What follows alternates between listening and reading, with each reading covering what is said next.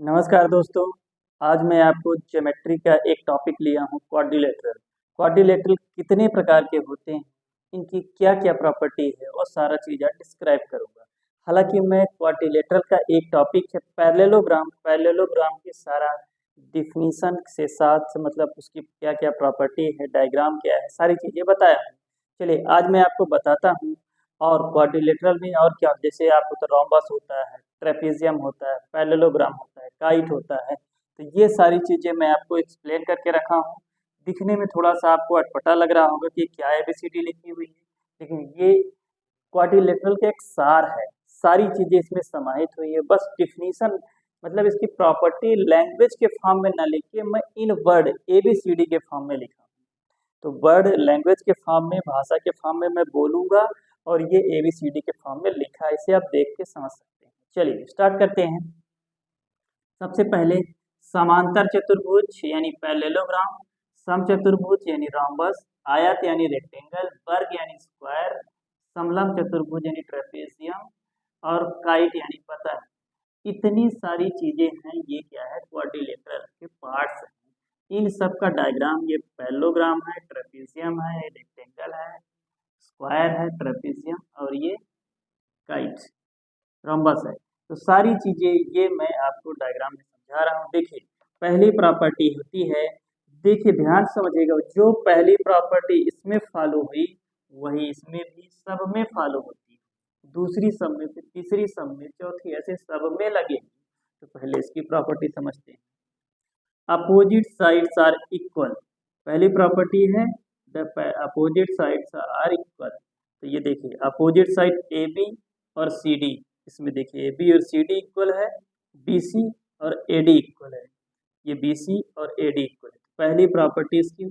इसमें देखते हैं पहली प्रॉपर्टी क्या है, all sides are equal, A B, B C, C D और डी ए, ये सारी साइड आपस में इक्वल है। इसमें देखते हैं opposite sides are equal, A B equal है सी डी के और बी सी इक्वल है ए डी के। ये देखिए बी सी इक्वल है ए डी।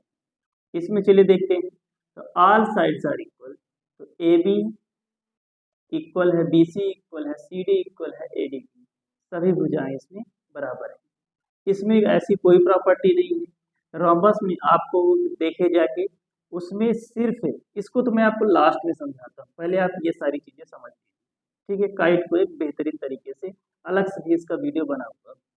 चलिए अब दूसरी प्रॉपर्टी क्या है, ध्यान से देखिए। अपोजिट साइड्स आर पैरेलल, तो A B parallel C D, A B parallel C D, B C parallel A D. देखिए B C parallel A D. यहाँ पे देखते हैं A B opposite sides are parallel, यानी सम्मुख भुजाएं समानांतर है। समांतर क्या है, A B equal C D, A B equal C D. ठीक है ना, एक मिनट।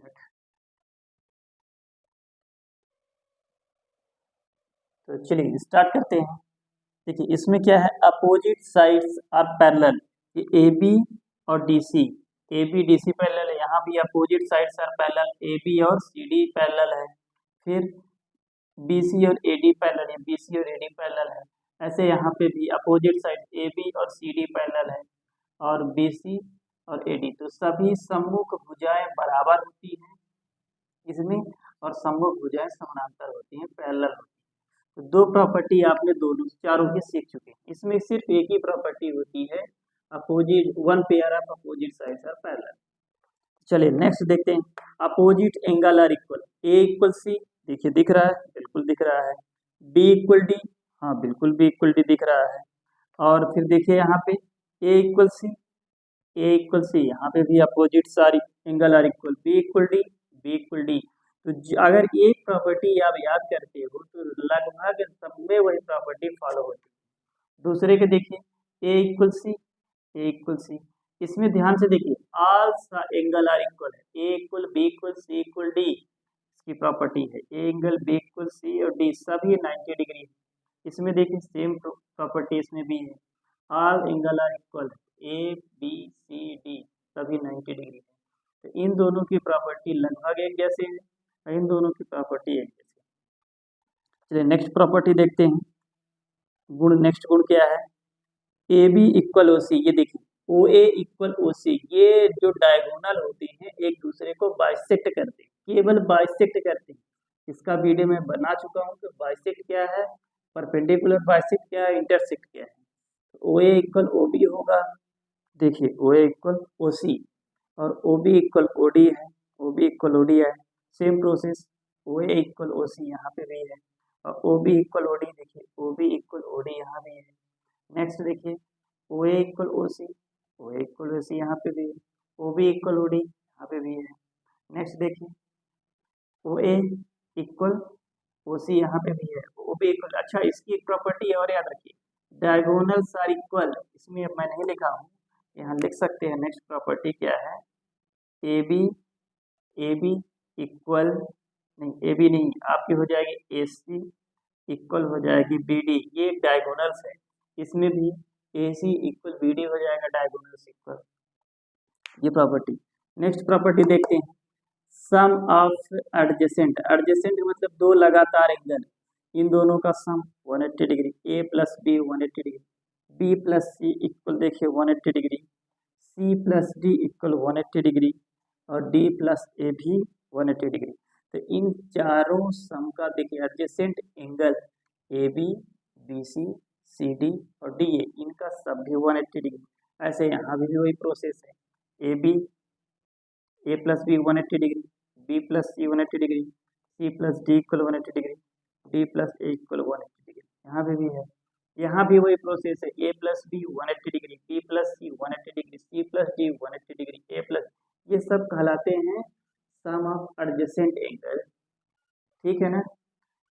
आसन्न कोणों का योग 180 अंश, हिंदी में आसन्न कोण बोला जाता है। यहाँ भी वही प्रोसेस है, A B equal 180 degree, B C, B plus C 180 degree, C plus D 180 degree, D plus A 180 degree. अब नेक्स्ट में देखिए, अब कुछ और प्रॉपर्टी देख लेते हैं, जैसे इसमें तो नहीं है, इसमें है, यहाँ से देखिए, यहाँ पे 90 degree, diagonals are bisect at a perpendicular, जब शब्द आएगा तो बीच में जो एंगल बन रहा है 90 डिग्री, और ये रोम्बस और स्क्वायर में 90 डिग्री बनता है, यानी यहाँ से देखिए एक एंगल निकल के आ रहा है ए ओ बी, दूसरा देखिए ओ बी सी, तीसरा देखिए सी ओ डी, चौथा देखिए टी ओ ए। तो ये चारों एंगल भी 90 डिग्री के होते हैं।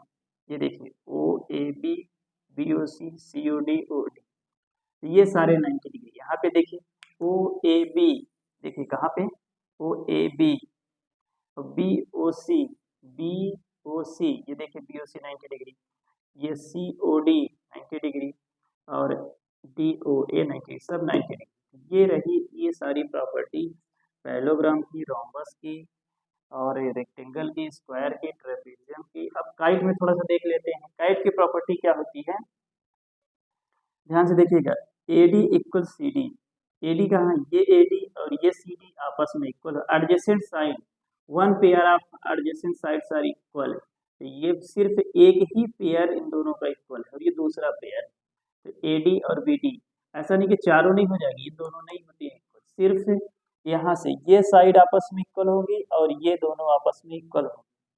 और दूसरा देखिए एंगल ए और सी इक्वल होता है, तो बी और डी नहीं इक्वल होती।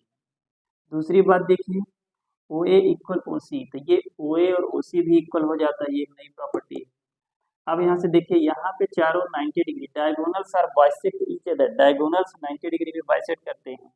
और एक खास बात ट्रेंगल की देखिए, काइट की, ये जो डायगोनल एक डायगोनल जो हमारा बी डी है, तो ट्रेंगल को दो बराबर भागों में डिवाइड करते हैं, यानी कांग्रेंट होती है, ये पार्ट और ये पार्ट क्या होगा, कांग्रेंट होगा। और दूसरा डायगोनल जो होता है, एक ट्रेंगल और दूसरे ट्रेंगल को डिवाइड करता है, और ये पहला ट्रेंगल क्या होता है, आइसोसेलेस, समद्विबाहु, दूसरा भी आइसोसेलेस होता है। तो ये प्रॉपर्टी अगर आपको समझ में आई तो ठीक है, काइट का एक अलग से वीडियो बनाऊंगा। तो ये सारी चीज़ें मैं आपको समझाने का प्रयास किया हूँ, इनकी सारी प्रॉपर्टी जितना मैं बोला हूँ उसको नोट डाउन करके लिख सकते हैं, लैंग्वेज के फॉर्म में आप लिखिए, वर्ड फॉर्म में, ABCD के फॉर्म में बता दिए। चलिए ये रही आपका, थैंक यू।